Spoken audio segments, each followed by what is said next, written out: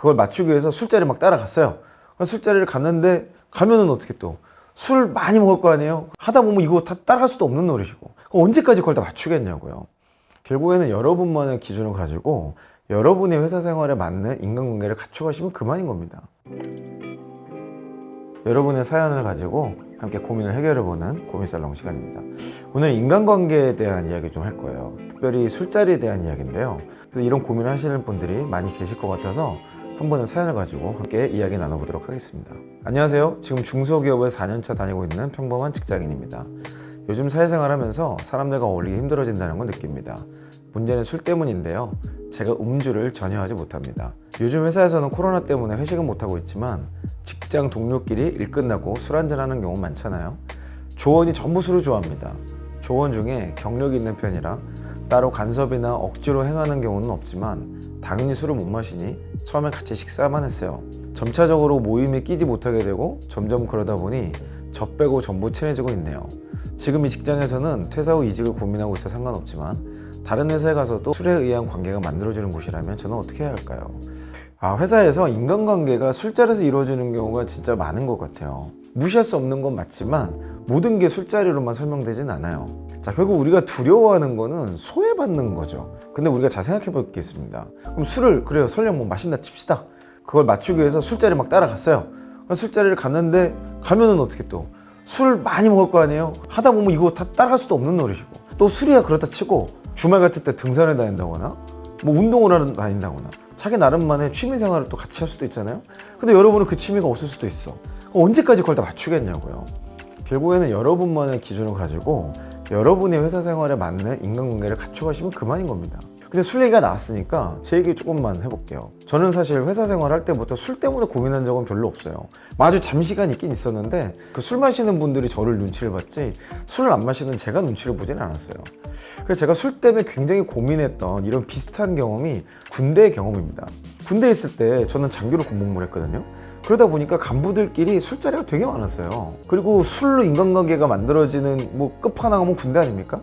그랬는데 저는 신앙적인 이유로 군대에서도 술을 안 마셨어요. 그랬더니 처음엔 사람들이 되게 싫어하더라고요. 근데 그 당시 저의 입장은 난 어차피 단기 전역 할 장교였고 여기서 일만 잘하면 되지 인간관계에 목매고 싶지는 않았어요. 그래서 굳이 술자리를 따라가지도 않았습니다. 근데 제가 그때 계속 걸리는 게 뭐였냐면 군대에 어차피 전역하면 끝인데 제 인생에 있어서 이 시간을 좀 더 가치 있게 보내고 싶었어요. 그래서 여기 있는 사람들과 좀 더 깊이 있는 이야기도 나누고 저 사람들에게 도움이 되는 존재가 되고 싶은데 이상하게 이 술자리 때문에 괴리감이 생기는 것들이 저도 많이 느껴지더라고요. 그래서 인간관계에 대해 최선을 다하기 위해서 저 나름의 방법을 찾았어요. 오늘 사연을 보내주신 우리 형편분에게 도움이 될 내용인지 모르겠지만 저는 이런 방식으로 극복했다는 걸 말씀드리고 싶었어요. 되게 심플하더라고요. 술자리에 가야만 친해지는 그런 존재가 아니라 나를 필요로 하는 사람이 돼버리면 그냥 친하게 지낼 수밖에 없더라고요. 그래서 저는 크게 두 가지를 했어요. 남들이 절대 안 하는 일을 했습니다. 군대에서 제일 하기 싫은 게 야근이고 밤샘 하는 당직이잖아요. 그래서 저는 회식날 당직은 제가 그냥 다 도맡아서 했어요. 남들 다 술 드시러 가시라고.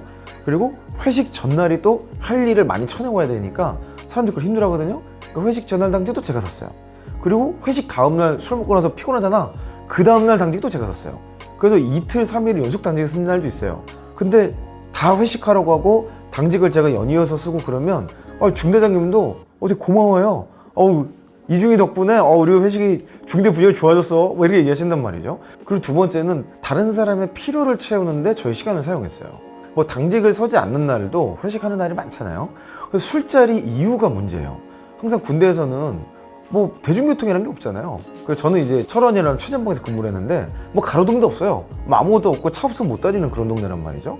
술 먹고 나면 집에 가는 게 너무나도 괴로운 거예요. 그래서 제가 당직 서지 않는 날은 술자리까지 따라가서 끝나고 나면 제가 집까지 다 라이딩을 해드렸어요. 뭐 부사관들 또 중대장님 전부 다 라이딩을 다 해줬어요. 심지어 택시 타고 다시 술자리로 가서 다른 차를 갈아타고 또 집까지 모셔다 드리고 이렇게 몇 번 하다 보니까 사람들이 언젠가부터 술자리에서 저를 되게 좋아하더라고요. 이런 일들이 반복되다 보니까 새로운 중대장님이 오셨을 때 새로운 대대장님이 오셨을 때 회식 자리에 저를 뭐 데리고 갈 수 있잖아요. 그때 새로운 사람을 제외한 모든 사람이 저분에게는 술을 권하지 말라고 그들이 먼저 설명을 해주더라고요. 그래서 저는 술 한 잔도 안 마시고 군생활을 너무 쉽게 잘했고요. 그 과정에서 많은 사람과 굉장히 좋은 관계를 가졌어요. 그 술 마신 분들 집까지 모셔다 드리면서 차 안에서 제가 이런저런 이야기도 나누고 되게 의미 있는 시간들을 보냈던 것 같아요. 자, 그런데 이 두 가지만 있으면 안 되겠죠. 저는 이 두 가지를 하면서 동시에 제 업무에 탁월함을 갖추기 위해서 굉장히 노력했어요. 결국에 필요로 하는 사람이 되면 끝나버리는 문제인데, 그거는 술자리에서 내가 뭐 에너지를 많이 쓰고 집에 바래다 주고 이런다고만 되는 건 아니고 업무적으로도 탁월함을 갖춰야 됐더라고요. 상사가 저한테 무슨 일을 맡기잖아요. 어떻게든 완수했습니다.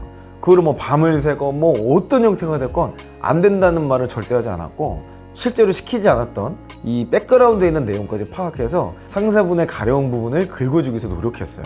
그러다 보니까 군단 최고의 훈련에 책임장교로도 가게 되고, 군단에 책임장교로 온 사람도 대부분 다 육사 출신이거든요. 그리고 엘리트 군인들하고 계속해서 여러 가지 이야기 나누게 되고, 우리나라 군대의 미래에 대해서 생각하게 되고, 훈련 방식에 대해서도 전체 기획하는 관점을 다시 갖게도 되고, 단기 장교로서 해볼 수 없었던 많은 경험들을 할 수 있었던 것 같아요. 사실 그 경험이 지금의 저를 만들게 된 굉장히 중요한 경험이 됐습니다. 그 순간에 어떤 생각으로 어떠한 관점으로 일하는 거가 결국에는 새로운 관계, 좋은 관계를 만들어 버리더라고요. 자, 지금까지 제가 했던 방식을 들으시면 어떤 생각이 들어요? 아, 이렇게까지 해야 되나? 그런 생각이 드시죠? 근데 결국엔 여러분들이 두려워하는 게 인간관계예요. 나는 술을 못 마시는데 인간관계에서 소외되면 어떡하지? 극복하는 방법이 없는 게 아니라 있습니다. 여러분만의 방법을 찾으면 되는 거예요. 자, 근데 저는 인간관계보다 중요한 게 뭐라고 보냐면, 그 순간에 최선을 다하고 후회 남기지 않는 게 중요한 것 같아요. 인간관계에 있어서도 후회는 남기지 않고, 일을 하는 관점에서 후회를 남기지 않을 때 그런 모습들이 하나하나 쌓여서 아마 여러분의 미래 모습을 결정하게 될 겁니다. 지금 이 순간에 후회를 남기지 않는 데 집중합시다. 네, 직장생활 하면서 어려움이 많이 있으실 텐데요. 고민되는 부분이 있다면 아래 더보기란에 있는 링크를 통해서 여러분의 사연을 자세하게 보내주세요. 네, 저는 다음 영상에서 뵙도록 하겠습니다. 이상 이영이었습니다.